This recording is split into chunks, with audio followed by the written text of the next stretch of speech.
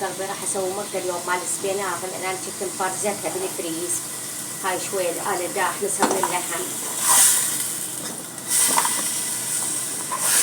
قلبي حمست اللحم والآلة صراحة بالسبيناغ حبايب قلبي وارجع لكم. حبايب قلبي غاسلته ونظفته حبايب قلبي ومطلعته من الصبح لان جامد من الفريز وطلعته. حبايب قلبي عندنا هنا صارت السبيناغ. هسه راح ادير عصير المعجون حبايب قلبي.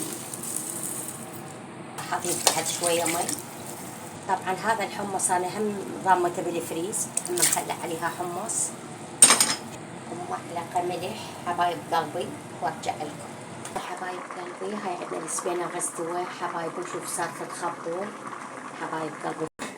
يعني عندك تمن ما شاء الله استوى.